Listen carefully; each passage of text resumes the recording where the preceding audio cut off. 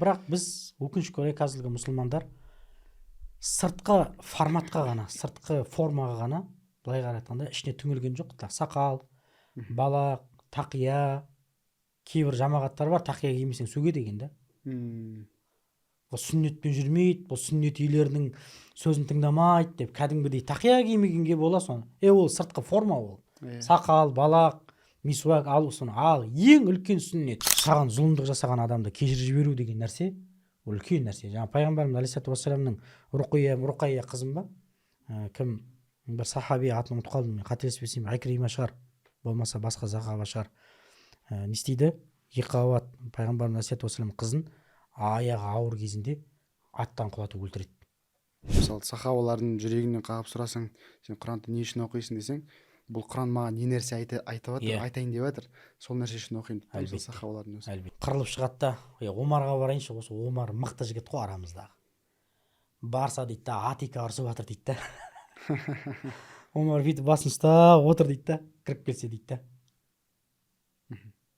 Түсінесіз ба? Омардың өзі ашуын ұстап тұр ғой. Әйел адам екен, түсініп тұр ғой енді ол. Әйел адамның тілі жаңағыдай ұзын, аузына не келсе соны айтады деген сияқты. Ол енді оған қазір айту бесполезно деген сияқты нәрселерді Омар радиаллаху анху түсініп тұр ғой. Қазір енді Омар радиаллаху анхудың несінде не жоқ қой бізде? Міне жоқ қой бәрімізде. Егер бәріміз Омардай болатын болсақ, әйелдердің барлығы Атика мен Фатима болатын еді онда.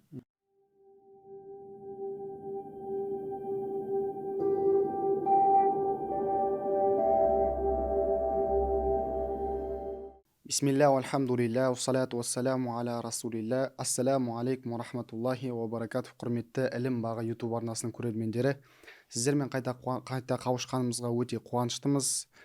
Біле білсеңіздер, алдыңғы подкастта біз ұстазбен мұсылмандардың, яғни Құрандағы сипаттарын сіздерге айтқанбыз. Әрине бұл тақырып ауқымды, оны бір подкастқа сыйғыза алмай, бұны екі бөлім қылып шығарамыз деп шештік ұстазбен. Енді Аллахтың қалауымен, Алланың жәрдемімен екінші бөлімге келіп отырмыз.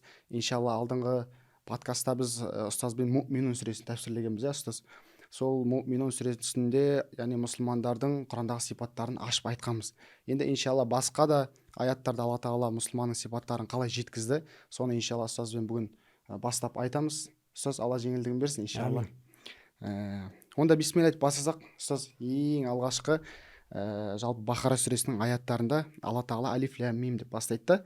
Одан кейін, яғни заликал китабу ла райба фихи худал лил муттақин дейді. Яғни бұл кітапты тақуаларға тура жол деп сипаттайды. Яғни Алла Тағала неге тақуаларға тура жол деп сипаттады бұл кітапты? Яғни осыдан бастап подкастымызды бастасақ иншалла. Бисмилля, алхамдулилля, уассалату уассаламу аля расулилля, сайидина Мухаммад ва аля алихи ва сахби ажмағин, рабби шарах ли садри, ويسر لي أمري واحلل عقدة من لساني يفقهوا قولي أما بعد. Мен тағы да бір ғалымдардың услубымен, жолымен бастағым келеді тағы да. Оны алдыңғы подкастта айтқан болатынбыз. Біз үлкен негізі тақырыпты қозғап жатырмық қой. Мен айтқым келеді, бізде ол айтайын деп жатқан нәрсемен бізде 100% онымен ақылақтандық. Бойымызда айтайын деп жатқан нәрселердің барлығы 100% бар деп айтпаймыз. Біздікі тек қана иршат қылу, ескерту, көрсету, және Аллах Тағала Құранда айтқандай, мұсылмандарға ескерт, расында ескерту ол мұсылмандарға не береді деп жатыр? Пайда береді деп жатыр. Біздің мақсатымыз сол. Сен үлкен бір жақсы нәрсені айттың, муттақин деген сөз ғой, бұл жерде ең қызық сөз. Тақуалар деп тұр ғой. Тақуалық деген не дейді ғой? Али радиаллаху анху тақуалық не дегенде, бұл кісі Али радиаллаху анху мынандай бір қысқа нұсқа анықтама береді. Әл-хауф мин жәлил дейді. Бұл тақуалық деген Құдайдан қорқу дейді. Әл-амалу бит-танзил, Құранға амал ету. Әл-қанаату бил-қалил, азға қанағат ету. Әл-истиъдаду лияумир-рахил, қайтар күнге дайындық деп айтты дейді. Осы сипаттап берді тақуалық. Кімнің қолында, кімнің бойында осы 4 сипат болатын болса дейді, бұл тақуалық дейді. Яғни бұл минимализм да. Ең жаңағыдай несін айтты? Бәріне қарапайым мұсылмандарға да осыны не істеп айтып берді. Яғни бұл ең төменгі несін айтып берді. Яғни барлық адам ұстана алатындай дейсіз ғой, иә? Айна, дәл өзі. Түсінесіз бе? Барлық адам ұстана алатындай айтып берді. Әсілінде қиын нәрсе емес. Тақуалық деген ол Құдайдан қорқу. Яғни не деген, бұл тақуалық деген Құдайдан қорқу деген, қорқу, сақтану деген мағынаны береді ғой. Неге оны именно тақуаларға, тура жолға көрсетеді деп жатыр ол жаңағы Құранда. Құранда, Иә. Ол тақуа дегеніміз, яғни қандай жағдай болмасын, ол Құдайдан қорқатын адам, біріншіден. Екіншіден, тақуалық көзімен, тақуалық жүрегіменен Құранды ашып қарайтын болса, тура жолды іздейтін болса, Алланың жарық нұрын іздейтін болса, Құран оған сырын ашады, Құран оған не істейді? Өзінің тура жолын көрсетеді деп жатыр. Худаллил муттақин, худаллил муъминин деген жоқ. Иә. Худаллил муслимин, иман келтіргендер үшін, бойұсынғандар үшін деп жатқан жоқ. Бүткілдің ішінен ажыратып не деп жатыр? Тақуалар үшін деп жатыр. Түсінікті ме? Тақуалық деген ол немен келеді? Адамға яғни біліммен келеді деп жатыр ғой. Түсінікті ме? Біліммен келеді. Яғни білім ізденген адам ол Құдайдан қорқатын адам. Жақсылық пен жаманды білейінші, арам мен адалды білейінші. Осының екі арасын ажыратайыншы. Күмәні қайсы? Күмәні жоғы қайсы? Анық адалы қайсы? Анық арамы қайсы? Соны ажыратқысы келетін адам ол тақуа адам. Яғни тақуаның бірнеше сатылары болуы мүмкін. Бұл моментте бір маңызды нәрсе айтқым келеді. Имам Әл-Ғазали рахимахулла рахматан уасиға өзінің дін ілімдерін тірілту деген кітапта мынандай бір дәрежелерін айтады тақуалықтың. Бірінші, тақуалықтың ең төменгісі ол харамнан тыйылу дейді. Екінші дәрежесі ол күмәнді нәрседен тыйылу дейді. Ананың ең патологын айтқанда мен қорытпай қалды. Тақуалықтың ең биік шыңы дейді. Биік шыңы. Арам нәрселерге апаратын адал нәрселерді тастау дейді. Тарсылдатып, неге айтып жатыр екен деп.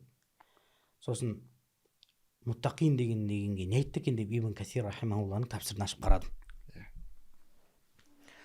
Бұл хадис кезікті. Мына хадисті аударуда оңай болған жоқ. Былай қарадым, хадистерден, түсіндірмелерден қарадым, бірақ Аллах Тағала альхамдулилля ізденген адамға береді ғой, альхамдулилля ше. Содан мынандай бір хадис келтіріп қойыпты имам Тирмизиден келген тақуалық турасында, жаңағы үшінші дәрежедегі тақуалықты айтып жатыр. Бұны яғни кім ауадан алмаған екен. Ауадан алған жоқ оны. Мынандай айтып жатыр. Пайғамбарымыз алейхиссалату вассалам имам Тирмизи рахимахулланың жеткен хадисінде бұл хадиске хасан деп баға берген екен. Дейді. Ла яблугул ал-абд минал муттақ, ай якуна минал муттақин. Хатта яда. Мына нәрселерді тастамайынша, бір құл мұттақиндердің, тақуалардың дәрежесіне жетпейді деп жатыр. Қашан? Не дейді? Хадран. Сақтана отырып дейді. Дейді. Ма ла бихи бәсун хадран мимма бихи бәсун дейді. Арамға кіріп кететін, жолға апаратын адал нәрсені тастап қою дейді. Хадисте айтады ма? Хадисте айтып жатыр. Қалай деп ойланып жатырмын ғой. Ойыма кешегі Реал мен Барсаның несі келді. Ойына келіп тарс ете қалды. Енді міне бір шамалы бір шетін ашқан секілді. Кеше Барса фандары мен Реал фандары бір-біріне сөз тигізіп жатыр да. Ямалға сөз тигізіп жатыр. Қисық аяқ дей ма, Құдай, қисық көз дей ма, білмеймін, бірдеңе деген сөздер тигізіп жатыр әйтеуір. Олардың өзінің темалары бар ғой, мен теманы түсінбеймін оны. Негізі футбол қарау ол рұқсат етілген нәрсе. Футбол қара, билет сатып ал бар. Бірақ та жан тәніңмен соны сүйіп, сол үшін ашуланып, сол үшін разы болып кететін болсаң, онда сенің жүрегіңе не кіріп кетті? Бір ауру кірді деген сөз. Футбол көру арқылы сен не істедің? Ямалға сөз тигізіп бастадың. Реалдың фандарына, Барса фандардың сөзіне, ар-намысына сөз тигізіп бастадың сен. Ол негізі харам. Бір мұсылманның болмаса бір адамның оның жаңағы нәсіліне, оның ұлтына, оның тіліне, оның жаңағы материалдық жағдайына қарай адамға тіл тигізу ол дінімізде харам. Кемсітуге болмайды бір адамды. Өйткені пайғамбарымыз алейхиссалату вассалам айтып жатыр, егер де бір адамға шақыратын болсаң бір атпен, егер ол адамға, ол шақырылған адам ол атқа риза болмаса, бүткіл лағнет ететіндердің көзге көрінетіні бар, көрінбейтін адамдардың барлығы, нәрселердің бәрі оған лағнет етеді дейді. Мен бір тарапты айтып отырмын бауырым. Екінші тарап не болып кетуі мүмкін? Сен ставкаға кіріп кетуі мүмкінсің. Футболға датаға берілесің. Бір күні не істейді? Шайтан саған алып келеді. Біздің атамызды құлатқан адам ғой бұл. Өзінің бір саған коронный ударын алып келеді да, сен егіннің астынан тастап жіберген кезде сен қалай ставка тығып қойғаныңды білмей қаласың. Постепенно жай үйретесіз. Жай. Сонда хадис пайғамбарымыз алейхиссалату вассалам анау кезде айтып кеткен. Арам жолға апаратын, арам жолға жолды айқара ашатын адал заттарды тастасаң, не істейді деп жатыр? Аллах тағала сені тақуалардан қылады деп жатыр. Ал тақуалық көзбен, тақуалық жүрекпен сен Құранды ашып оқитын болсаң, не істейді деп жатыр? Алла тағала саған өзінің тура жолын көрсетеді деп жатыр. Манау мен осы күнге дейін оқыған нәрселердің ең биік шыңы болды мен үшін. Яғни кеше айттық қой, анил лағуи муаридун. Олар қандай деді? Лағу, бос нәрселерден не болғандар? Бет бұрғандар деп жатыр. Негізі футбол қарау жаңағыдай дінімізде рұқсат шығар бәлкім. Бірақ сол үшін соның киімін киіп, сол үшін ақша құртып, соған бәленбай мың теңгеге соның билетін сатып алып, ол ысырапшылдыққа апарады. Ол бос нәрсе. Ода күнә да жоқ, бәлкім сауап та жоқ деп айтуы мүмкін, үкім беруі мүмкін, бірақ ол неге ашуы мүмкін? Үлкен күнәларға жол ашуы мүмкін. Түсініп отырсыз ба? Үлкен күнәларға жол ашуы мүмкін бұл нәрсенің барлығы. Бұл бір шетін ғана айтып отырмын мен. Бұл футбол, басқа мысалдар болуы мүмкін. Мысалға қымыз ішу. Қазіргі таңдағы кеше бір естіп жатырмын жамағаттардың арасында, осы қымыздың кесірінен бір мұсылмандар бір-бірімен төбелескен деп жатыр. Қымызға ешкім айта алмайды харам деп. Бірақ ол соған апарады. Соның сипаттары бар, босаңсу бар. Түсінікті ма? Соның бір белгілері бар. Оны не істеу керек, яғни мұсылман адам оны тастау керек.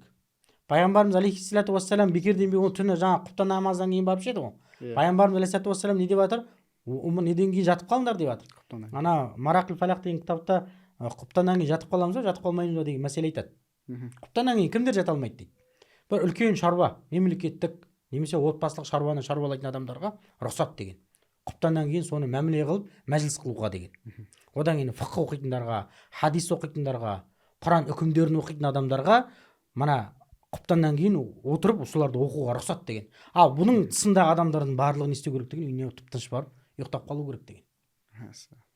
Марақил фалақта имам Шурумбулали рахимахуллаху рахматан васиға айтып жатыр осы нәрсені. Көрдіңіз ба? Сондықтан кішкентай бір нәрселер болуы мүмкін. Мынандай нәрсе айтады да ғалымдар. Бірінші, шайтан адамға ширк алып келеді дейді.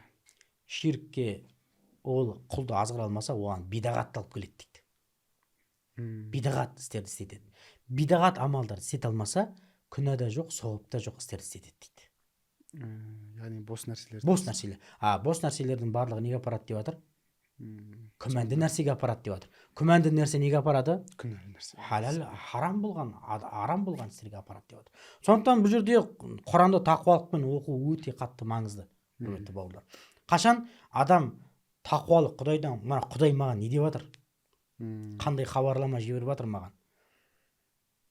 Деген жаңағы ниетпенен, сондай сұраныспенен оқитын болса, Алла тағала оның көкірек көзін ашып, оған тақуалықтың нығметін беріп, оған өзінің тура жолын береді деп жатыр. Көрдіңіз ба? Бір нәрсе айтқым келеді. Мұсылмандардың қазіргі таңдағы біздің сондай халге түсіп кетуіміздің бірі сұрамау қалай деп. Мысалға, имам Сираджуддин Абдулла аль-Хусайни рахимахулла ас-салату аля наби деген кітапта жазады. Я айюхаллазина аману саллу алейхи ва саллиму таслима деген аят келеді. Сонда иман келтіргендер, Алланың елшісіне салауат айтыңдар, алейхиссалату вассалам, және оған алейхиссалату вассалам не жолдаңдар деп жатыр? Сәлем жолдаңдар. Сонда бүкіл сахабалардың бәрі жиылып келіп сұрайды, қалай салауат айтамыз саған деп жатыр. Құранды оқыды ғой. Құранды оқып болғаннан кейін не деп жатыр? Амалға көшіп жатыр. Қалай деп. Көрдің бе? Қалай? Сүннетке сәйкес болу үшін. Алла қалағандай бірінші. Және оның расулы түсіндіргендей, оның расулы алейхиссалату вассалам көрсеткендей, міне тақуалық деген осы. Біздің мұсылмандар, Құдай берекет бергілер, сұрамайды ғой қалай деп. Мына аятты қалай түсінеміз, ұстаз? ұстаздар толып жатыр ғой, альхамдулилля, Ақтөбеде, басқа қалада. Мына аятты қалай түсінеміз? Түсінесіз ба? Мына аятты қалай түсінген сахабалар, қалай амал жасаған деп. Сондықтан ғалымдар айтып жатыр ғой, сұрасаң ғалым боласың, сұрамасаң өзіңе залым боласың деп жатыр. Сондықтан бұл Құранды тақуалық көзбен оқу адамға не береді деп жатыр? Өзінің тура жолын алып келеді деп жатыр. Мысалы, сахабалардың жүрегінен қағып сұрасаң, сен Құранды не үшін оқисың десең, бұл Құран маған не нәрсе айтып жатыр, айтайын деп жатыр, сол нәрсе үшін оқимын дейді сахабалардың өзі. Әлбетте. Сол сияқты сіз жаңа айтқаныңыз сияқты, яғни тақуалыққа біз немен, іліммен жетеміз, яғни Алланы, ілім арқылы Алланы танисың. Алланы танығаннан кейін міндетті түрде сен Алладан қорқасың да. Оны танымай қалай қорқасың дейсіз ғой. Енді сіз жалпы осы және кейін келеді Бақара сүресіне. Мысалы, мен сізден келесі сұрайтын сұрағым, ғайыпқа иман келтірудің маңызы неде? Өйткені жаңа аяттан кейін Алла Тағала «Аллазина юъминуна бил ғайби» дейді. Олар сондай тақуаларды сипаттайды да, олар ғайыпқа иман келтірген дейді. Яғни бұл көп жерлерде кездесіп жатады, ғайыпқа иман келтіру деген сияқты. Осының бір маңызын ашып түсіндірсеңіз. Бұның маңызы жай ғана, ондай бір оған академия бітірудің қажеті жоқ. Ғайыпқа сену бұл самғияттардан. Самғият деген не?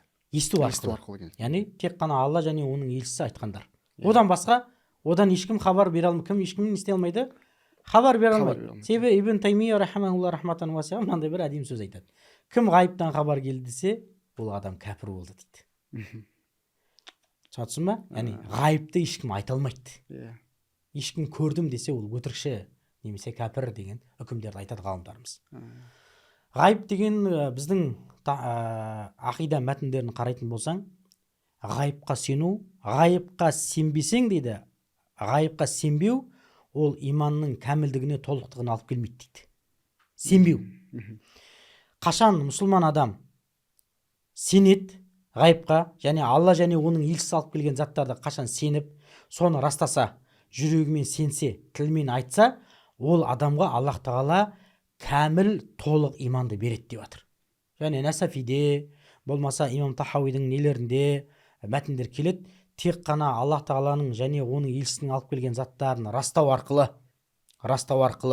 соған сену арқылы адамның иманы кәміл болады және толық болады деп жатыр. Бұл бір. Екіншіден, бұл ғайыпқа сену не деп жатыр? Бұл адамға сабыр мен шүкіршілікті алып келеді деп жатыр. Ғалымдар осындай баға берген. Адамға не береді деп жатыр? Сабыр мен шүкіршілікті береді деп жатыр. Бірақ кейбір кезде Аллах Тағаланың жаратылыстары ғайыптан хабар береді кейбір кезде. Соның көрінісін береді.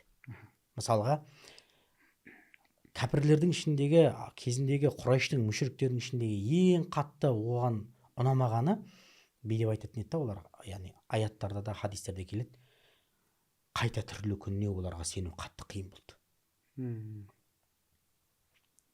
Қайта тірілер күнге қатты не болды? Қиын болды. Қалайша деді біз. Сүйек болып, топырақ болып кеткен нәрселер, күл болып кеткен нәрселер қалай жиналып, оны қалай не істейміз деп жатыр ғой. Түсінесіз ба? Сонда Аллах Тағала ғибрат алған адамға күзді соған беріп жатыр. Күзді не істейді? Бүткіл тіршілік көзінің барлығы өледі. Талды алайықшы.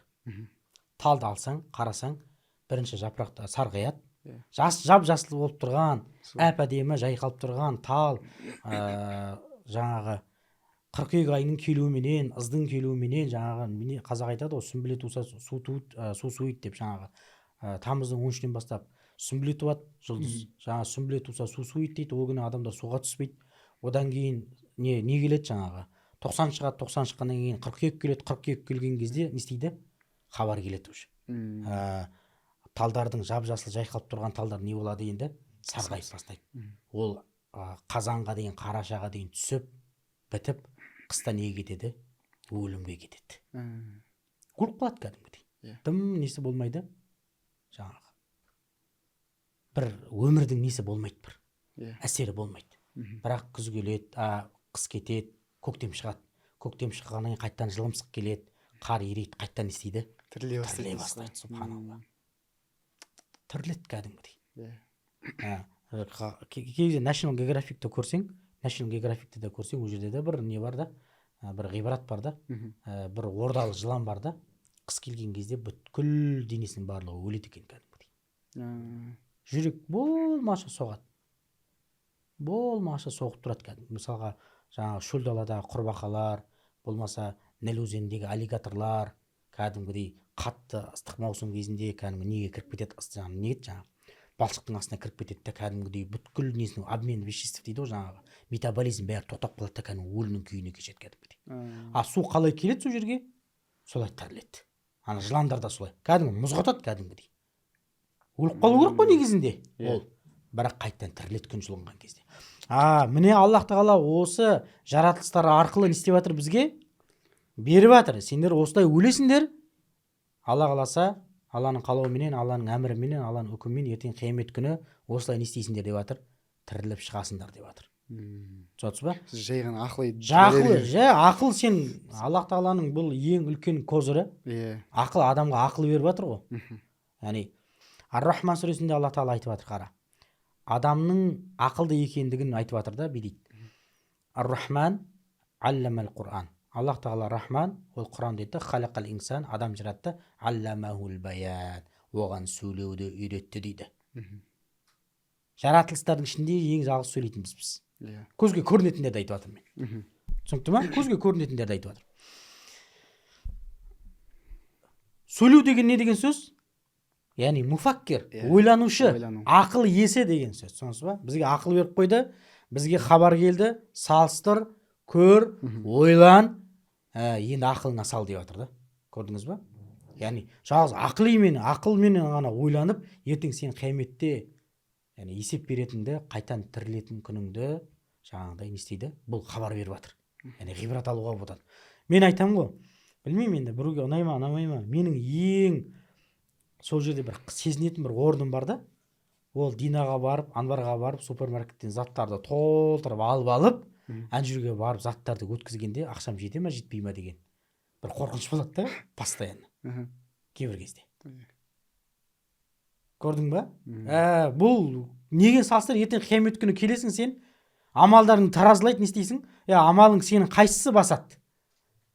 Тозаққа түсетін амалың ба, или жәннатқа түсетін амалың ба? Адам осыдан да ойлан. Яғни сенің қайдағы бір тамақ қой, қайдағы бір, енді қайдағы бір деп айта жатырмыз ғой. Енді соның өзінің тарасы бар, соның өзінің өлшемі бар, оның өзінің беретін жауабы болатын болса, сенған берілетін 70 жылдың жауабы, оның сұрауы қалай болмайды? Егер салыстыратын болсаң деп жатыр ғой. Түсінікті ма? Яғни осы нәрселер бізге не беріп жатыр? Хабар беріп жатыр ғайыптан. Яғни ғайыпта осылай болады. Соған не келіп жатыр? Яғни соның мысалындай болып жатыр. Түсінікті ма? Яғни ғайыпқа сену бұл мұсылмандардың міндеті, бұл уәжіп. Яғни ғайып деген не дегенде көзге көрінбейтін заттың бәріне ғайып деп айтамыз. Яғни Алла ғайып, оның заты ғайып бізге. Періштелер, жындар ғайып, қиямет ғайып, қайта тірілер күні қалай тірілеміз, ол да ғайып. Осылардың барлығына иман келтіру бұл мұсылманға міндет болады. Қашан бұған иман келтірсе, оның Алла тағала иманын кәміл қылады және иманын толық қылады. Қысқаша осы. Жалпылама былай ақида тұрғысынан қарасақ та, мысалы Алла тағала адамды, жалпы бізді жоқтан жаратты ғой, мысалы. Ертең сен жоқтан жаратқан Алла тағала сені тірілтіп, жаңағыдай ертең дүниеден өткеннен кейін қайтып тірілтуге мысалы шамасы жетеді ғой, мысалға да. Енді ұстаз, осы келесі мысалы Али Имран сүресінде Алла тағала бір керемет мұсылмандардың сипаттарын тағы да не істеп береді, бізге тізіп айтып береді да. Сол жерде не дейді Алла тағала? Аллазина юнфиқуна фиссарраи вад-дарра. Олар кеңшілікте де, кемшілікте де, яғни не істеген? Таршылықта да. Яғни өзінде болған кезде де, өзінде болмаған кезде де не істейді? Олар инфақ береді дейді да, яғни береді дейді. Осы сипатты алады. Осы сипатты бір ашықтасақ. Бұны тәпсір деп өлтіріп жазады. Бедейді, Алланың жолында садақа беретіндер, соған жүрегі ашылғандар, Алланың жолында мал жұмсайтын сүйген адам дейді, қандай жағдай болмасын оған қызық емес дейді. Қандай жағдай болмасын оған қызық емес, бере береді дейді. Айтады, ауру болған кезде де, сау болған кезде де дейді. Ауру кезіңде есің алда өзіңнің. Бере аласың ба? Бере алмайсың ба? Түсініп отырсың ба? таршылықта да, яғни бар кезде де, молшылық кезде де, таршылық кезінде де. Ондай адамдар Алланың жолына садақа беретін, инфақ ететін адамдарға қызық емес деп жатыр.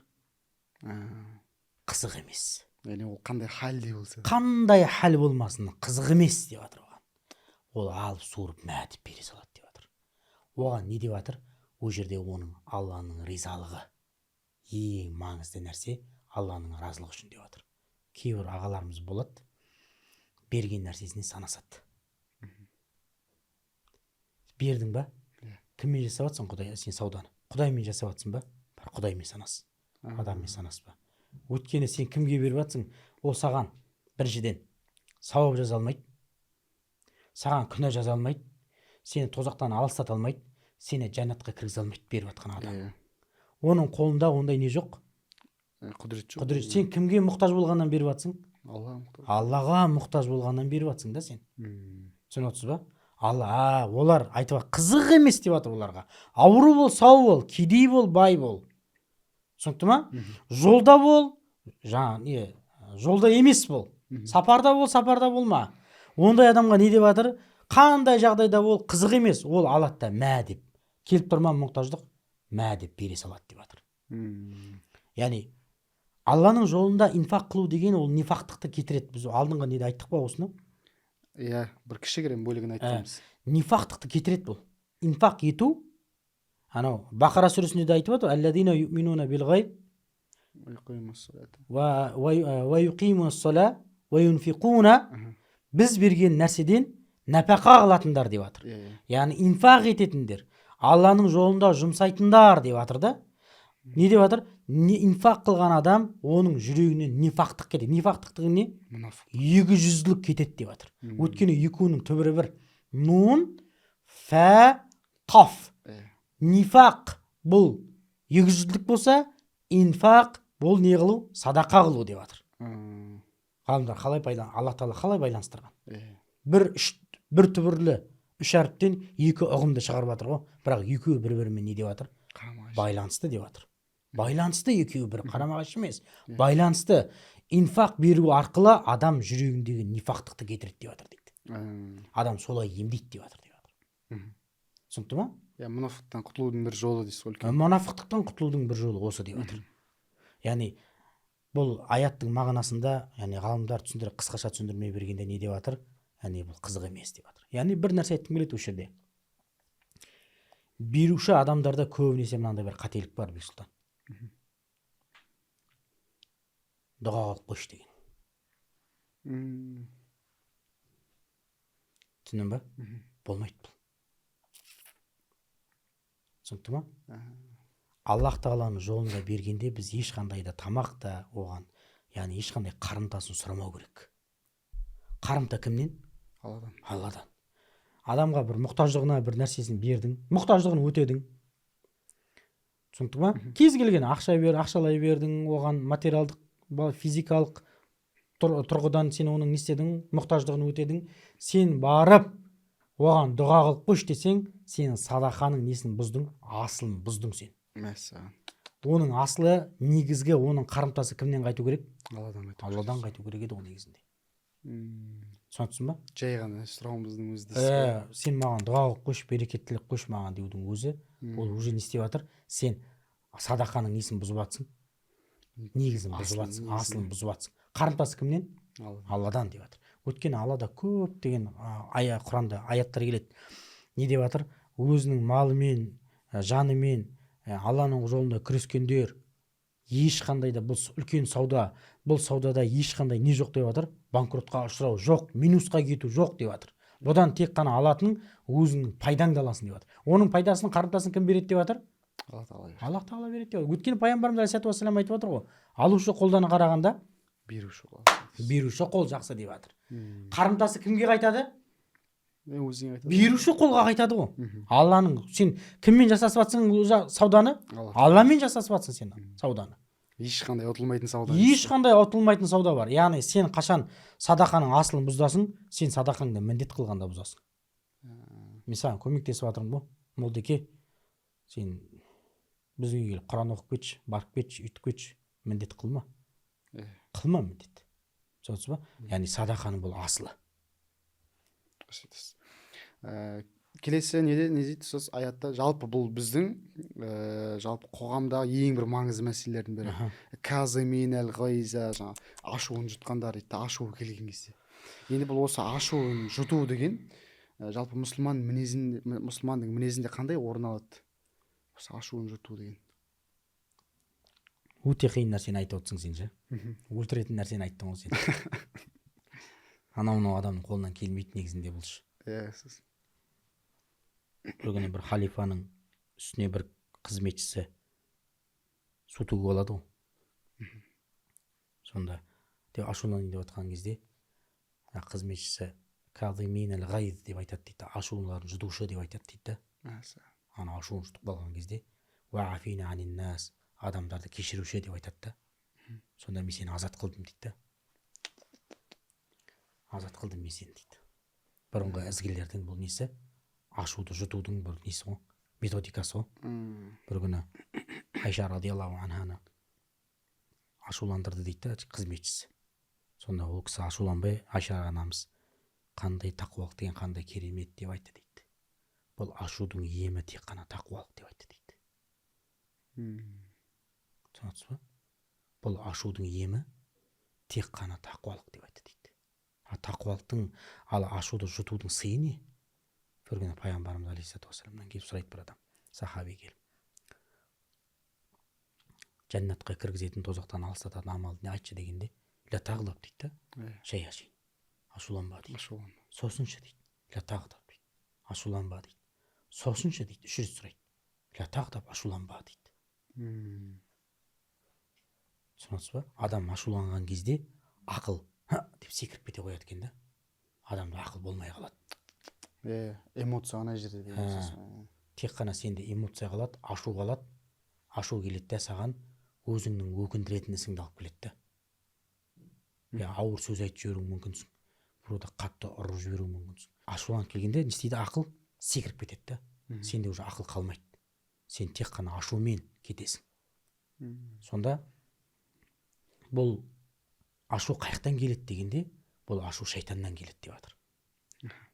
Пайғамбарымыз алейхиссалату вассалам айтады, адам ашуланған кезде оған от келеді дейді, шайтанның оты дейді. Шайтан келеді деген сөз ғой енді. Оттың бетін не қайтарады дейді? Су қайтарады. Адам сол кезде барып, салқын суға барып, бисмилля не алсын деп жатыр? Дәрет алсын деп жатыр да. Дәрет алсын, сол кезде ол адам не істейді деп жатыр? Басылады деп жатыр. Яғни ашуын кетеді деп жатыр. Әрі қарай айтады, пайғамбарымыз алейхиссалату вассалам айтады, ең мықты адам ол күресте жеңген адам емес дейді. Ол UFC-ге шыққан, MMA-ға шыққан адам емес ол. Бәрін қырып жойып жүрген мықты адам ол емес дейді. Ол дейді, ашуын жұтқан адам дейді. Қашан ашуын жұтқан адам дегенде, ашуын жұта алған адам деп түсіндірген кезде айтады. Бір бауырлар келіп сұрайды ғой. Егер дейді, ашуын жұтқанда дейді, егер анаған көріп тұрсың дейді, әлің келмейтін не дейді. Енді бір адаммен мысалы шексіп қалдың. Көріп тұрсың, сонда ана әлің келмейтінін біліп, ашуын жұтсаң, ол ашуын жұтқан болдың ба дейді. Ашу жұтқан болмайды, ол қорыққан болады дейді ол кезде. Онда ғалымдар түсіндіреді. Ашуын жұтушы деген кім дегенде, оны ұрып тастауға оған шамаң жететін кезде ғана ашуын жұтқан адам ең мықты адам дейді. Түсінікті ма? Соны айтып жатыр. Екеуін шатастырмау керек. Екеуін шатастырмау керек та, екеуінің ара жігін ажыратып алу керек. Түсінікті ма? Яғни ашу бұл бүкіл нәрсенің несі? Жауы деп жатыр ғой. Пайғамбарымыз алейхиссалату вассалам. Кім не деп жатыр? Айша анамыз не деп жатыр? Бұл ашудың емі тек қана тақуалық деп жатыр. Бір күні Абу Бакр радиаллаху анхудың несі сынап көргісі келеді ғой, қызметшісі. Шақырады. Ей пәленше шақырады қайта. Сосын ол ана дуалдың артында тұр екен да, айтты дейді, сен бағанан бері естіп тұрсың ба? Иә. Неге сені көрейін деп едім? Ашулана ма, ашуланбай ма деп дейді. Сонда кім айтты дейді да, Абу Бакр радиаллаху анху, менің ашуымды тудыратын құл керек емес, сен боссың, азатсың деп айтты дейді. Олар ана жаңағыдай ғой, көрдіңіз ба? Ашуға апаратын, Аллах тағаланың арам болатын, яғни тыйым салған нәрселерді, адал болған нәрселерден бас тартатын адамдар. Субханалла. Түсінікті ма? Олар айтып жатыр, не істеп жатыр? Менің ашуымды тудыратын маған қызметші керек емес, құл керек емес, сен азатсың деп айтты дейді. түсінікті ма? яғни алдын ала есеп Иә. Бір күні бір сахаби әйелінен сөз естіп быт шыт болып қырылып шығады ғой. Қырылып шығады да, Омарға барайыншы, осы Омар мықты жігіт қой арамыздағы. Барса дейді да, Атика ұрсып жатыр дейді да. Омар бүйтіп басын ұстап отыр дейді да, кіріп келсе дейді да. Түсінесіз ба? Омардың өзі ашуын ұстап тұр ғой. Әйел адам екен түсініп тұр ғой енді ол. Әйел адамның тілі жаңағыдай ұзын, аузына не келсе соны айтады деген сияқты. Ол енді оған қазір айту бесполезно деген сияқты нәрселерді Омар радиаллаху анху түсініп тұр ғой. Қазір енді Омар радиаллаху анхудың несінде не жоқ қой бізде? Мінез жоқ қой бәрімізде. Егер бәріміз Омардай болатын болсақ, әйелдердің барлығы Атика мен Фатима болатын еді онда. Түсініп отырсың ба? Сонда Омардың өзі бүйтіп басын ұстап отыр дейді да анау. Ашуын жұтып отыр да. Ашуын жұтып отыр. Сонда Омар радиаллаху анхудың мынандай бір сөзін айтады. Отбасына қатысты. Сендер дүзде жүргенде сенен салмақты адам болмасын дейді. Ал үйлеріңізге кірген кезде бала ата-анасына қалай еркелейді, сен де отбасыңа солай еркелеп жүр дейді. Көрдіңіз ба? Омардың бұл сүннеті осы еді. Бұл оны өзінің ойынан шығарған жоқ, әрине. Ол кімнен көріп жатыр бұл өнегені? Пайғамбарымыз алейхиссалату вассаламнан көріп жатыр. Яғни ашу Құдай сақтасын адамның өкіндіретін нәрселерге апарады. Ашу. Ал ашудың несі не? Ашуды ұстаудың несі не? Қарымтасы не? Алла сенімен бірге болады.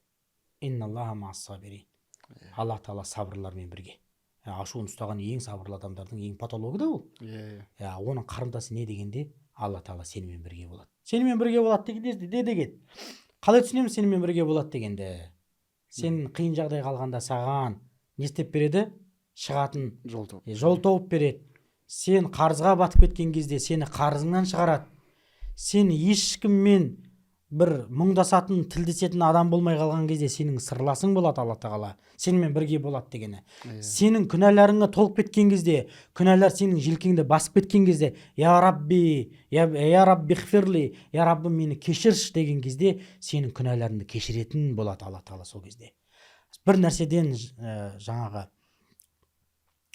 нәрседен қамығып, қаймығып, сен қайғыға батқан кезде, Алла Тағалаға бар мұңыңды айтқан кезде сенің мұңыңды сейілтуші болады деген сөз ғой бұл. Сенімен бірге болады деген.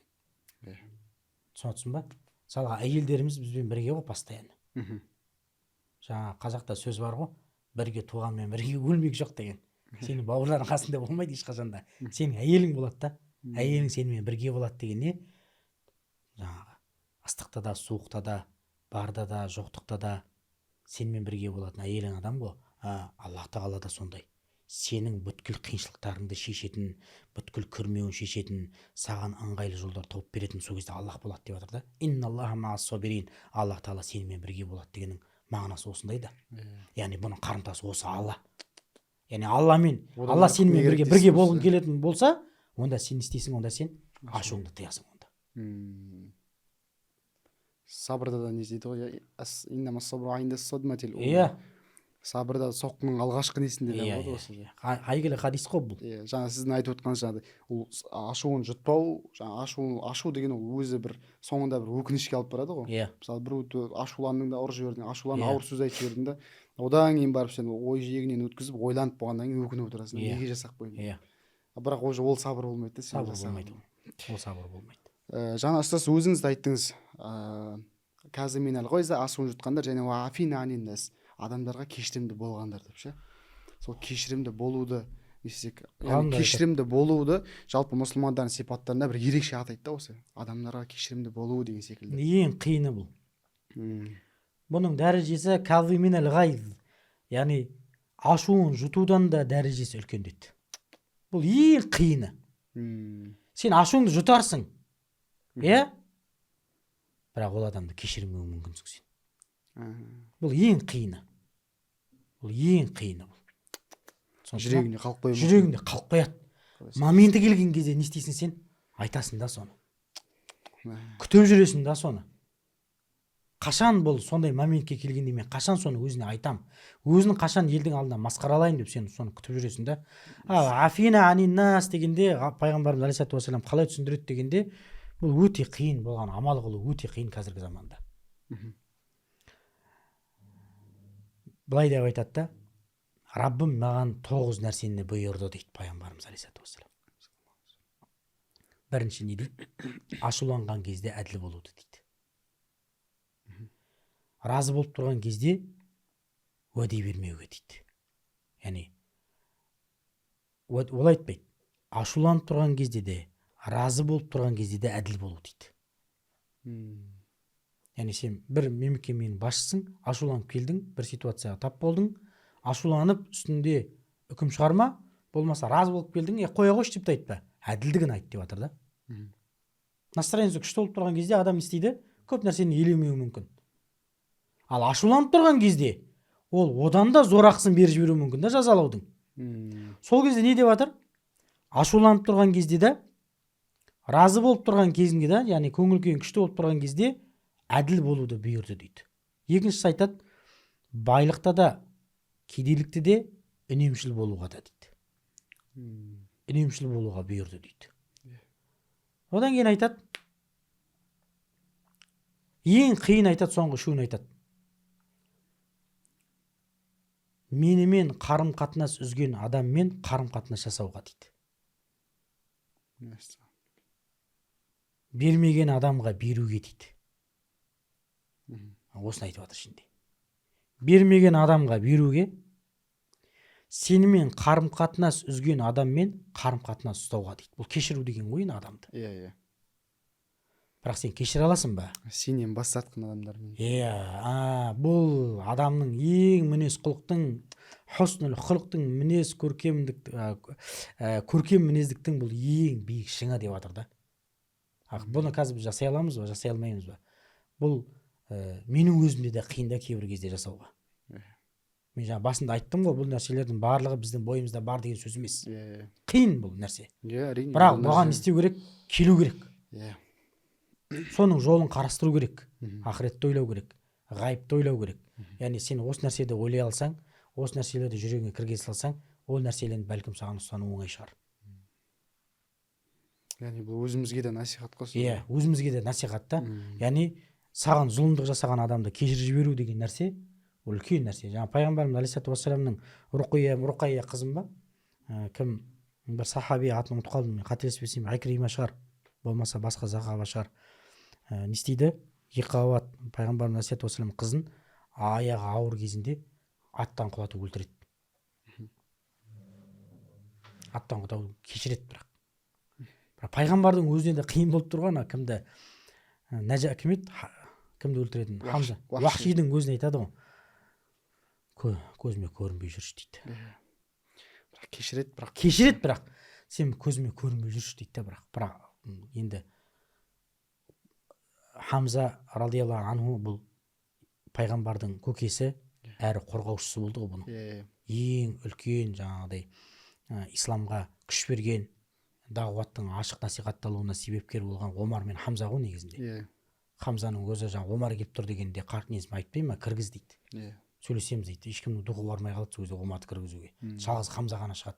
Кіргіз дейді. Жақсылықпен келсе жақсылықпен қарсы аламыз, қылышпен келсе қылышпен қарсы аламыз дейді. Сондай адамнан айырылып қалып тұр ғой. Уахшиге айтып жатыр да. Қатты ауыр жеді. Сонда адамдардың өздері Билал радиаллаху анху Уахшиді пайғамбарымыз алейхиссалату вассаламға апаратқан кезде, адуалла, Алланың дұшпаны, сен Алланың арыстан өлтірген адамсың деп аналарға нұқитты саусағымен Уахшиге. Пайғамбарымыз алейхиссалату вассаламға барады, пайғамбарымыз алейхиссалату вассалам оның несін қабылдайды. Содан алады, айтады, сен кешірдім сені, бірақ сен есіме түсіресің сол нәрсені. Сен менің көзіме көрінбеші дейді. Сені көрсем есіме Хамза радиаллаху анху. Бірақ та Уахшида қош дей салмайды да. Пайғамбарымыз алейхиссалату вассалам өлгеннен кейін, сол қайтыс болғаннан кейін, сол Хамза радиаллаху анхуды өлтірген несін алды да, кімді бар өлтіреді? Қарымтасын. Мусайлиматул каззабты өлтіреді да. Сонда сен адамда ол қарама қарсы тарапқа да бұл үлкен сабақ. Бір адамды ренжеттің ба, сен соған кешірудің бір да несін жасады, ұсынысын жасады. Түсінсің ба? Сен де жаңағыдай бір жерін тырысып, кешірсең қой, кешірмесең қой деп жүріп алма сен де. Сен де соған апаратын, яғни сол бауырыңның кешіруіне жаңағыдай себепкер болды, сол да сен де жолын жасада сен де. Ренжетіп қойдың ба, сен де мойында, ауыр сөз айтып қойдың ба, мойында барып кешірім сұрада сен де. Кешіріп қойшы мені. Екі тараптан да болу керек, бір тарапқа болмау керек. Түсінікті ма? Бұл екі тарапқа айтылып жатқан нәрсе бұл дейді асылында. Яғни бұл кешіру деген сөз не ашуын жұтудан да үлкен зор деп жатыр да. Соны сіз осы кешіруге қатысты мынандай бір мысал келтіреді ғалымдарымызда. Мысалы сіз жаңа бір мысал келтірдіңіз ғой. Иә. Мысалы сенен бір үлкен адам болды да сені ұрып жіберді. Сен ол жерде ашуыңды жұтып сен оны кешіру саған оңайырақ болады да ол. Иә. Сенен үлкен немесе сенен бір беделді адам деген секілді. А сенен кішкентай адам, сенің әлің жететін адам болса, сен оны не істей алмайсың да, олай ашуыңды жұтып тұра алмайсың да. Соны Құранда мысалы алла тағаланың сипаттарымен аяқталады көп жерінде, мысалы ғафур рахим, алла тағала кешірімді, рахымды, афуун кәрим деген секілді ше. Сода ғалымдарымыз айтады алла тағаланың аяқталу несі бар да, афуун қадира дейді да, афуан қадира. Алла тағала кешірімді және құдіретті дейді да. Яғни алла тағала барлықтарыңнан үстем дейді да. Соның өзі алла тағала сені кешіреді дейді да. Қаншама сен күнәң болса да, жазалауға шамасы жетеді. Иә, әрине жазалауға шамасы жетеді. Бәрінен құдіретті алла тағала, сол алла тағала сені кешіріп тұр ғой дейді да. Соны несімен мысал келтіріп. Соны Алланың сипатымен сипатталу керек қой бізге. Иә. Алланың сипаттарымен сипаттануымыз керек бізде. Субханалла. Бұл мұсылмандардың ең алғашқы қаруы осы болды ғой негізінде. Пайғамбарымыз алейхиссалату вассаламға келіп, Абу Суфиян бар, Меккені фатх қылғаннан кейін сен жаңағы бауырымыздың баласысың, сен жаңағы деп мақтаулы сипаттарын айтады. Сонда пайғамбарымыз алейхиссалату вассалам жаңағы идәу фәнтумут талақа барыңдар, негізі басынан алуға болатын еді барлығын. Иә. Сонда пайғамбарымыз алейхиссалату вассалам көркем мінез көрсетеді. Көркем мінез көрсетеді да сол жерде. Жаңағы не дейді, барыңдар бар, сендер боссыңдар дейді да. Қарашы, пайғамбарымыз алейхиссалату вассалам қандай зұлымдық жасаған. Абу Суфиян жүр, Абу Суфиянның әйелі Хинд жүр, қаншама жерде, сол жерде кейіннен жаңағы Сухайл ибн Амр жүр. Солардың барлығын кешірді да. Анау пайғамбарымыз алейхиссалату вассалам жұмсақтығы мына жерден көресің ғой, Бәдір болады, Бәдірде Сухайл ибн Амр, Абу Жандалдың әкесі ғой, неге түсіп қалады, тұтқынға түсіп қалады. Сонда Омар радиаллаху анху келіп айтады да, сен мына шайтанның тілі дейді, ана тілің дейді, сен дейді.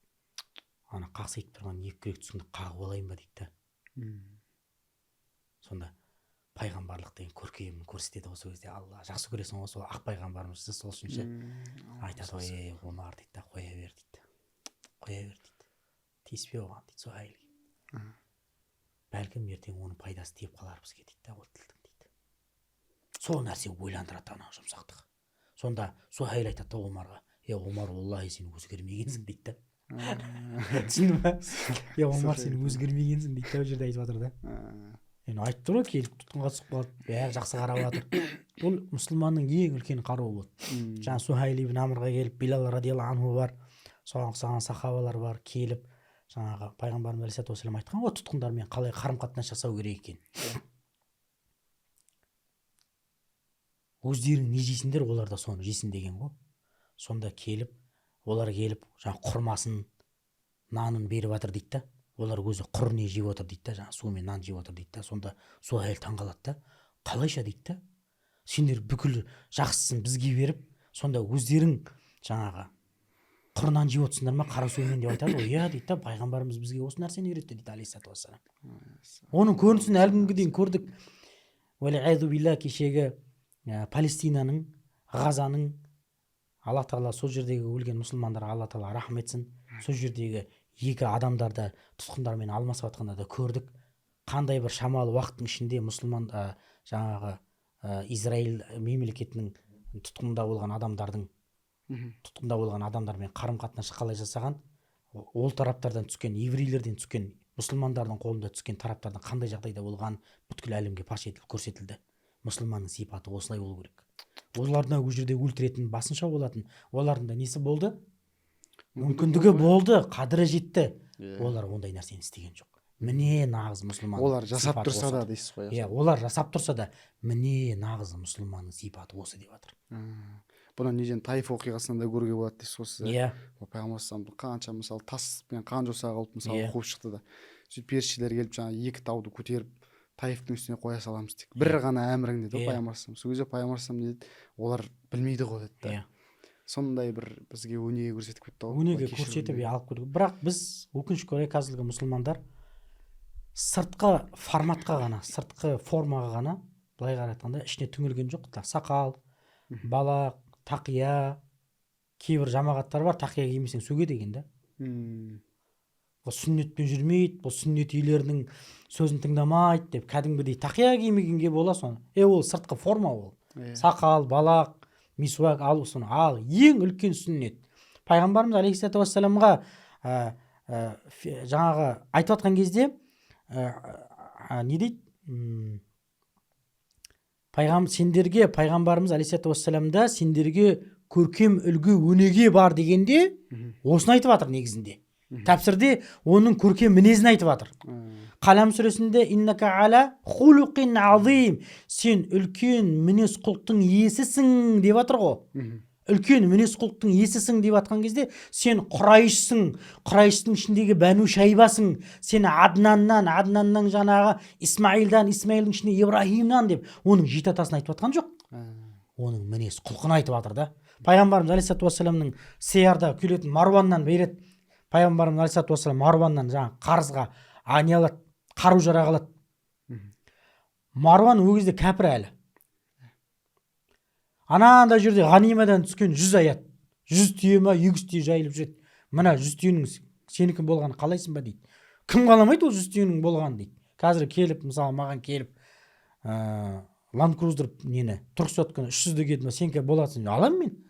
Кім қаламайды оны 300-ка мінуді? Сатшы бері ем салып алар еді мысалға. Марван тұрды айтады, Сафуан ба? Қателесуің де мүмкін аттарынан. Кім қаламайды? Сенікі дейді да. Оның үстіне тағы да қосып береді. Сонда пайғамбарымыз алейхиссалату вассаламның не дейді? Ла иляха иллаллах Мухаммаду расулулла деп пайғамбар мушрик кәфір пайғамбарымыз алейхиссалату вассалам дәл алдында тұрады да не істейді? Иманға келеді. Бұл пайғамбарымыз алейхиссалату вассаламның көркемдігі, жұмсақтығы.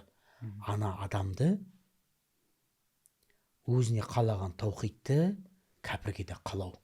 Түсіндің ба? Кәпірге де қалау. Сен өзіңе қалаған иманды, таухидты кәпірге де қалауың керексің. Бұл пайғамбарымыз алейхиссалату вассаламның мінезінің ең көркем мінезінің ең биік шыңы еді. Бір күні еврейді алып беріп жатқанда пайғамбарымыз алейхиссалату вассалам орнынан тұрды дейді. Және бір өкініш білдірді дейді. Қасында сахабалар дейді, еврей ол, не ол? Тозақтан құтқара алмадым, отынан құтқара алмадым деп айтты дейді. Сен өзіміздің бауырымызбен қырыламызбыз дейді. Бір дүние үшін. Бір-бірімізді ұрып соғып өлтіреміз. Дүние үшін, машина үшін, болмаса тағы да бір нәрсе үшін. Бірақ пайғамбарымыз алейхиссалату вассалам кәпірлерге не көрсетіп жатыр? Сондай көркем мінез не көрсетіп жатыр? Ең патологын айтайын ба? Пайғамбарымыз алейхиссалату вассалам Мәдинада жүргенде бір муслимде келсе керек. Мәдинада жүргенде мұнафықтардың не сөйледі, главары өледі. Мұнафықтардың жаназасын шығарады бұл басшылардың. Пайғамбар саллаллаху алейхи еді. Омар етегіне тартады бүйтіп сол кезде. Бұл бізден қайтарылмап бедік дегенде мен оны таңдадым дейді. Мұнафықты өзі жуындырады, кебіндейді, өзіне жаназа намаз оқады, лақатқа қояды. Білесің бе бұның қарымтасы не болды? Сол жердегі мұнафықтардың басым көпшілігі исламға шынайы түрде иман келтірді дейді сол жерде дейді. Бұл ненің несі? Афина аниннас. Мұнафық аузбилля кафір деп айтып кетсе болар ма? Болар еді ма? Болар. Бірақ пайғамбарымыз алейхиссалату вассалам оны таңдаған жоқ. Керісіншесін басқаша өзі не үшін келді, сол миссиясы таңдады да пайғамбарымыз алейхиссалату вассалам істеді, мұнафықтың жаназасын шығарып берді сол жерде. Амалмен көрсетіп кетті. Амалмен көрсетіп кетті, көрдің ба? Бұл пайғамбардан қалған үлгі өнеге осы еді негізінде. Біз осымен сипаттануымыз керек еді, осымен құлықтануымыз керек еді. Бірақ біз керісінше болып қалдық, өкінішке орай. Біз осы нәрседен айырылып қалдық. Және осы нәрседен айырылғаннан кейін біз тақуалықтан айырылып қалдық, өкінішке орай. Алла тағала жақсырақ білуші енді. Енді сөз бізде жалпы мұсылмандардың сипатын айтып жатырмыз ғой. Жалпы мұсылмандардың біз келгендегі бір үлкен бір миссиямыз бар да біздің. Жақсылыққа шақырып, жамандықтан тыю. Әл-әмру бил-маруф ва нахи анил мункар. Осы жақсылыққа шақыру, жамандықтан тыю дегенді айтып берсеңіз ашып. Бұл пайғамбардан қалған миссия. Бұл басқа үмметтерге берілмеген сый. Басқа үмметтерге берілмеген нығмет. Бұл пайғамбарымыз Мұхаммед Мұстафа саллаллаху алейхи ва салламның үмметіне берілген. Алла тағала айтады, сендер үмметтің ең қайырлысы болдыңдар, адамдарды жақсылыққа шақырып, жамандықтан тыясыңдар, және сендер Аллаға иман келтіресіңдер дейді. бұл нәрсе қашан тоқтайды? Бұл нәрсе тоқтаған күні Алла Тағаланың азабы келеді. Өткен хадис бар әйгілі. Бір адамды бір жерге періштелерді, азап періштелерін жіберген кезде, бұл құдси хадис болса керек. Сонда адам айтады, біздің саған мінәжат қылып тұрған, саған ғибадат қылып тұрған ізгі адамды көрдік дегенде содан бастаңдар дейді. Азаптауды не істейін дейді? Содан бастаңдар дейді. Неге? Өйткені ол жақсылыққа шақырып, жамандыққа тыймағандығы үшін. Оның миссиясы сол еді дейді жатыр. Бұл ең үлкен миссия. Және бұған мамандану керек адам. Кез келген адам бұл миссияны алып жүре ала ма? Жоқ, кез келген адам бұл миссияны алып жүре алмайды. Пайғамбарымыз алейхиссалату уассаламның хадисі бар. Кім бір жамандықты көрсе тілмен тыйсын, болмаса қолмен тыйсын, болмаса жүрегімен жек көрсін деп жатыр. Осы кезде пайғамбарымыз алейхиссалату уассалам әр нені классификация жасап беріп жатыр. Кім жасай алады бұны? Ғалымдар түсіндіреді. Фабилисанихи, тілімен дегені ол ғұламалар дейді. Қолымен тыйсын дегені ол қолында билігі бар адамдар дейді. Жүрегімен жек көру деген кім дегенде ол амматул муслимин, жалпы қара халық мұсылмандар деп айтады. Дегенмен өзіңнің отбасыңа тіліңмен де, қолмен де жасай аласың ба? Отбасыңнан жасай аласың. Бірақ көркем түрде. Жақсылыққа шақырып, жамандықтан тыю деген бір адамды жазалау, немесе бір тілмен сөгу деген сөз емес. Алла Тағала Құранда айтып жатыр.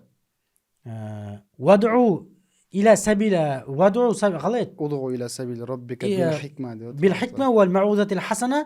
Раббыңның жолына немен шақыр? Хикметпен, даналықпен және көркем үгіт насихатпен шақыр деп жатыр. Бұл усулу дауаттың бұл негізін айтып жатыр. Осы маңыздысы бізде жалпы. Яғни хикметпен, даналықпен айту керек. Баяғыда ұстазымыз айтатын еді, дұрыс емес, дұрыс сөзді дұрыс емес жерде айтсаң, ақымақ боласың дейді. Дұрыс сөзді дұрыс емес жерде айтсаң деп жатыр. Түсінікті ме?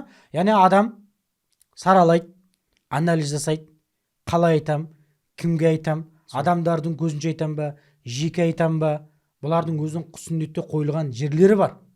Бірінші адамға жеке айту керек. Өзінің жеке басына қатысты болатын болса. Түсінікті ме? Жеке басына қатысты болмай бүкіл мұсылмандарға зиян тигізетін болса, ол бүкіл мұсылмандарға айтады. Бұл кәдімгі судебный процесс қой. Айтасың, қазиге барып айтасың, пәленше сүтке су қосып сатып жүр. Менің мынандай куәгерлерім бар, дәлелдерім бар. Түсінікті ме? Ол сүт сатып жүр, барып бөшкесін теуіп, оны төгіп тастау деген сөз емес. Барып қазиға, болмаса сол жердің әкіміне, сол жердің имамына, әміріне бар айту деген сөз. Мына пәленше деген адам сүтке су қосып, мұсылмандарға зиян тигізіп жатыр, экономикамызға зиян тигізіп жатыр. Мұсылмандар соған алданып жүр, халал ақшаларын нәрсесіне сондай сапасыз не алып жатыр, товар алып жатыр деп сен дәлеліңмен барып тексере айтасың. Міне, ол адам баратта қолында билігі бар адам, яғни ғалым ғұлама болса, оның зардабын айтады. Яғни өтірік айту, алдап сату, оған көнбесе не істейді? Оған әмірлер оған шара қолданады, түрмеге қамайды, болмаса жаңағы тыйым салады, базарға кіру керек деген сияқты. Құзыреті бар кісілер. Сен самасут жасай алмайсың. Хадис келіп тұр, тілмен тоқтат дегенде барып, бет алды бар, оған сөйлемейсің. Сенде білім болу керек. Сол жамандықтан тыйыватын, мысалы, насихаттаватын деген сияқты. Оны наоборот, діннен қашырады, одан сайын жіберуің мүмкін. Түсінікті ме? Бұл нәрсе өте маңызды қоғамда. Түсінікті ме? Бұл нәрсе өте. Бұл қияметке дейін болатын бұл миссия. Яғни адам қашан жақсылыққа шақырып жамандықтан тыя алады, адамда білім болғанда, сол ислам дінін маманданғанда сенде құзырет болады. Түсінікті ме? Яғни сен кейбір үкімдерді білесің, ашық айта аласың, хикметпен айта аласың, даналықпен айта аласың. Сенде тәжірибе бар, сенде білім бар, сенде үлгі өнеге бар. Кейбір адамдарды көресің, кейбір ұстаздарды көресің, кейбір енді ешкімге тіл тигізгім келмейді, атын атап түсін түстегім келмейді. Не істеп жатады? Адамның намысына тиетін сөздерді айтып жатады. Шамына тиетін сөздерді айтып жатады. Кейбір кезде қамшылау керек, бірақ артық кетудің қажеті жоқ. Түсінікті ме? Көркем түрде. Даналықпен. Оның сыйы, қарымтасы мынау болады. Мынаны жасасаң мынандай болады. Деген сияқты пайғамбардың тәсілімен алып келу керек, алейхиссалату уассалам. Сол кезде ғана оның өзінің несін береді? Жемісін береді. Ал кез келген адам келіп, білетіні бар, білмейтіні бар, түсінетіні бар, түсінбейтін адам келіп, осы миссия менікі деп айтатын болса, онда ол не болады? Хаос болады онда. Анархия болады, бардак болады. түсінесіз ба? Әдісі. Бұл жерде иерархия керек та міндетті түрде. Мгм. Ал егер де сен өзіңнің отбасыңа қолдансаң болады, өзің балаңа, әйеліңе, ініңе деген сияқты өзіңнің жаңағы құзыретің айта аламау, сөзім өтеді-ау, қолымның билігі жүреді-ау деген сияқты. Сондай нәрселер болатын болса, әлбетте сен жасай аласың өзің отбасыңа, айта аласың. Бірақ онда да көркем үгіт насихатпенен, даналықпен айту керек та бұл нәрсені. Яғни бұл өте нәзік нәрсе ғой. Қиратып алмау керек та. Қиратып алсаң, оның орнына келтіре алмайсың. Қысқаша осы. Ұстаз, енді осы баршамыз жаттаған, білетін сүреміз бар, аср сүресі. Сол аср сүресінде Алла тағала уәл аср, уақытпен серт деп бастайды. Сосын Алла тағала не дейді? Иннал инсана лафи хуср. Расында адам баласының барлығы зиянда деп бастайды да. Яғни адам баласының барлығы қасіретте дейді. Неге Алла тағала осылай бастады бұл сүрені? Бірінші, уақытпен серт беру, бұл уақыттың маңыздылығын айтып жатыр. Дедлайнды айтып жатыр ғой, короче. Бұл уақыт адамға берілген нығмет. Адам өзінің өмірін жоспарлау керек. Тиянақты қылу керек. Бұл берілген уақытты адам өзінің пайдасына жұмсамаса, адам не болады? Қасіретте болады. Біріншіден. Пайғамбарымыз алейхиссалату уассалам айтып жатыр. Бір мұсылманның 2 күні бірдей болатын болса деп жатыр. Не деп жатыр? 2 күні бірдей болатын болса, онда ол банкротта дейді. Ол муфлис дейді. Банкротқа ұшыраған адам деп жатыр. Енді екінші жаңа сұрағым бар ғой, не қасіретте деп айтып жатыр ғой. Арт жағындағы 4 сипаттың маңыздылығын айтқысы келіп тұр ғой. Өткендегі демас бәрі Алла тағала қаратпа сөзі ма? Қаратпа сөзін алып алғысы келіп тұр ғой. Иннал инсана лафи хуср. Бүткіл адамзат деп жатыр да. Барлық қасіретте илля тек қана мына адам деп жатыр. 4 сипатын айтады. Бірінші қандай сипат? Илаллазина аману. Аллаға иман келтіргендер. Сосын ізгі амал жасағандар. Уатавасо бил хақ. Хаққа шақырғандар. Уатавасо бис сабр деп жатыр. Және бір-бірін сабырға шақырғандар деп жатыр. Біріншісі өте маңызды, иман келтіру. Иман келтіру бұл таухидты айтып жатыр. Бұлсыз болмайды. Бұлсыз болмайды. Бұл асылдардың асылы. Негіздердің негізі. Бұл болмаса, онда барлығы бірге не кетеді? Бос кетеді. Ана Әл-Харазмидің айтатыны бар ғой. Бір дегенде таухид қылып, иман қылып аламыз дейді. Соның соңына 0-0-0-0 жалғай береміз дейді. 0 сенің намазың, 0 сенің нең, 0-0-0 жаңағы байлығың, анау кетіп өт. Енді бірді өшіріп тасташы дейді. Бәрі 0 болып қалды дейді. Қаптаған 0-дің қандай не қатысы бар? 6-0 тұр да, 6-0-дің алдына 1 қойсаң 1 миллион болады да. Ал 0-ді 1-ді алып тастасаң, ол тек әшейін 0 болып қаласың да тек. Оның ешқандай пайдасы жоқ деп жатыр. Бұл негіздер, ақида саласы бұл өте мұсылманға керек болған. Бұл ашрафул улум, бұл жаңағы ғылымдардың ең шарапаттысы. Өйткені неге ғылымдардың ең шарапаттысы? Зерттелетін, оны білуге уәжіп болған Алла тағала, өйткені ол шарапаттылардың шарапаттысы да. Негіздердің негізі ол. Одан кейін айтады амилус салихат, яғни ізгі амал жасағандар. Яғни адам иман келтіргеннен кейін ана жүрегіндегі иман неге әсер ету керек? Ізгі амалдарға әсер ету керек, міндетті түрде. Намаз оқу, зекет беру, қажылыққа бару, ораза ұстау, яғни 5 парыз айтып жатыр. Осының барлығы иман осыған нәрсеге не істеу керек? Алып бару керек. Яғни Абай атамыз айтқан секілді, ақылдыға иман парыз, имандыға ғибадат парыз деп жатыр. Бір-бірімен байланысты. Ең соңы маған қызығы, ең уатавасо бил хақ, адамдарды хаққа шақыру деп жатыр да. Бұның ішіне мен дәрісті айтар едім. Жай уағыз емес, дәріс. Муаз ибн Жабал радиаллаху анху мынандай бір керемет сөз айтады өлер шағында. Ең қатты аңсайтын нәрсем дейді. Қыстырылысып отқан адамдардың ардына барып, әрөч деп кеңісіп дейді. Дзеге тигізіп дейді. Таң ертеңнен кешке дейін мәселе талқылау, фық үйрену, Құран үйрену, тәпсір үйрену, сол мәжілісті қатты сағынам деп айтты дейді. Әрғар айтады. Ілім мәжілісі де не дегенде, ода Құран тәпсірін айтқан, хадистің мағыналарын айтқан, Құранның үкімдерін фықықты айтқан, бұл мәжіліс, ілім мәжілісі осы дейді. Түсінікті ма? Қалғанның барлығы ол қиссалар, уағыздар, олар ілім мәжілісіне жатпайды дейді ол дейді. Адамдар жинайсың, палау пісіресің, там шай қоясың, шақырып аласың да бір тақырыпта уағыз айтасың, ол ілім мәжілісі емес ол. Ілім мәжілісі деген жүйелік түрде, халақа болып, адамдар болып домаланып, жиналып, бір кітапты алып, соның төңірегінде фиқ оқу, хадис оқу, ақида оқу, тәпсір оқу, соның мағыналарын айту, үкімдерін айту, ва тавасау бил хақ, хаққа шақыру деген осы міне. Түсініп отырсыз ба? Хаққа шақыру деген міне осы. Қашан біз алдыға шығамыз, ілімді алға қойғанда, ілімді адамдарды құндылық қылғанда, соларды жарнамалайтын болсақ, соларды популяризировать ететін болсақ, соларды танымал қылатын болсақ, бұл ілімнің беделі артады. Бұл ілім алға қойған кезде, адам ілім болған, ол қоғам дамиды. Ол қоғамда мәдениет пайда болады. Ол қоғам алға қарай жүреді, қылмыс азаяды, ең соңы дегенде. Түсінесіз ба? Бұл жақсылыққа шақыру деген міне осылай болады. Түсінікті ма? Пайғамбарымыз алейхиссалату уассалам бір күні мешітке кіріп келгенде екі мәжіліс өтті дейді да. Екі мәжіліс өтті пайғамбар бір мәжілісте тегашин жаңағы зікір, тегашин деп айтпаймын, астағфирулла. Зікір жаңағы тасбих тартып отыр дейді. Бір мәжіліс не оқып отыр дейді, фиқ оқып отыр дейді. Сонда пайғамбарымыз алейхиссалату уассалам айтады, мен фиқ оқитындардың қасына барып отырамын дейді. Неге десе, өйткені мен бұл әлемге мұғалім болып жіберілгенмін дейді. Ілімнің артықшылығын айтып отыр бұл жерде.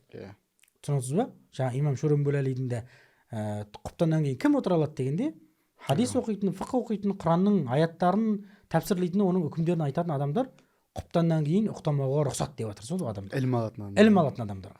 Түсінікті ма? Хаққа шақыру деген осы. Енді уатауасау бис собр дейді ғой. Осы жолда сабыр етесің енді сен. Көре алмайтындар шығады. Ой, ол кітап оқи алмайтындар деген шығады.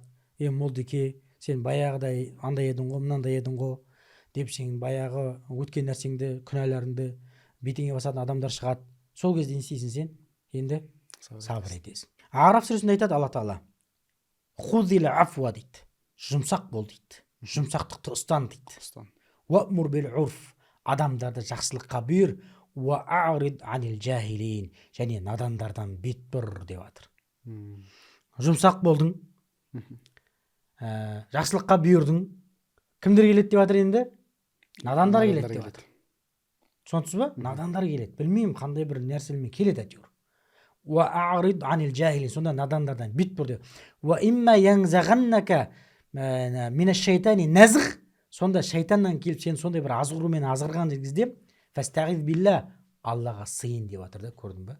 Өзінің күшіңе сенбе, братаныңа звондама, там ұстазыңа звондама. Кімге звонда деп жатыр? Аллах Тағалаға. Аллаға сыйын деп жатыр. Аллахым, мана надандардан саған сыйынамын.